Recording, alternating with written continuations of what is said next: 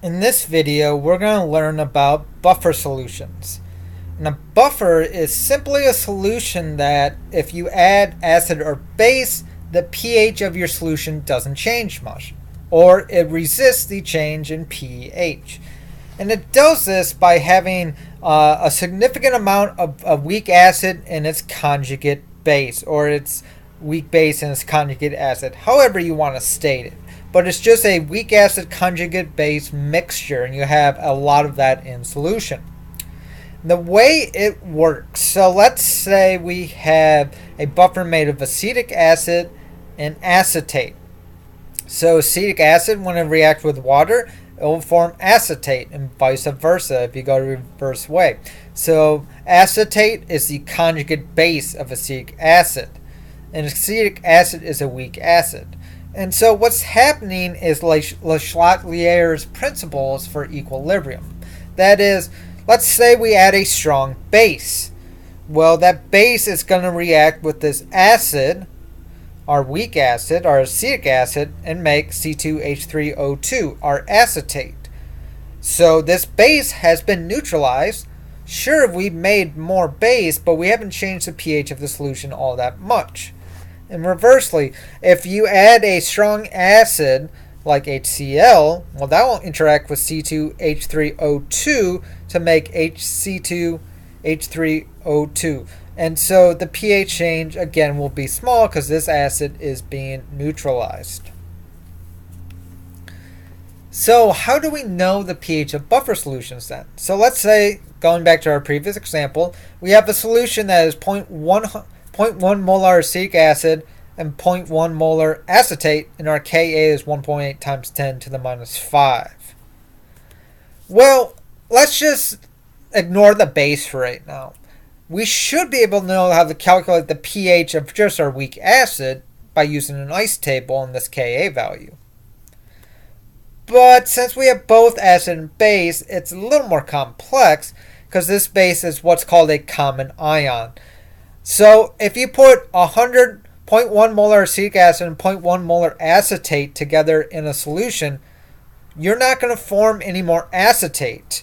This equilibrium's already been met. That HC2H3O2 is not going to react with anything. And if it does, it's going to be in a very small amount because you already have a lot of this acetate floating around. And on the reverse side, this acetate won't react with water to make acetic acid all that much because you already have a lot of acetic acid around. So to do this, you would actually calculate an ice table, right? So you would put initially, we have 0.1 molar acetic acid. I have 0.1 molar acetate, and you'd say my pH is 7. You do your minus x's plus x's, calculate the Ka, calculate the equilibrium constant, or get your concentrations based on the equilibrium constant, and calculate H3O plus. Sounds like a lot of steps. We've had practice at this already to do ice tables, so hopefully you're somewhat familiar with this. However, the much easier way to do this is using what's called the Henderson-Hasselbalch equation. The Henderson-Hasselbalch equation is that it takes our Ka and it allows us to calculate the pH of a buffer way more easily. So this only works if the change in our acid buffer, our acid and base solution, is very small. Our X is small approximation that we used in the previous chapters when we were talking about equilibrium. That has to do with avoiding the quadratic equation, this X is small approximation.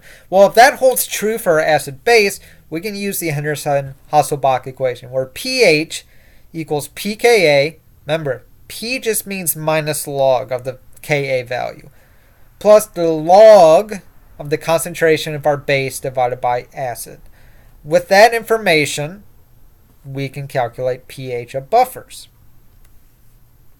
So, going back to our previous example, we have 0.1 molar acetic acid. We would plug that into our acid. We have 0.1 molar of acetate. We would plug that into our base. We would do the log of 1 divided by 1. The log of 1 is 0. So our pH equals our pKa, and we're given a Ka. So when you have equal amounts of acid and bases. Your pH equals your pKa. One more thing about the Henderson-Hasselbalch equation. You can only use this equation if the acid-to-base ratio is 1 to 10. So what I mean by that, if your base is a concentration of 1 molar, your acid can be anywhere between 0.1 molar or 10 molar. You can be a factor of 10 on either side, and this equation will still be relevant. If your acid concentration is 0.001 and your base is 1, you cannot use the Henderson-Hasselbalch equation because the x is small approximation would not be valid. All right. So when do you use the Henderson-Hasselbalch? So basically, if x is small or the change is not all that much.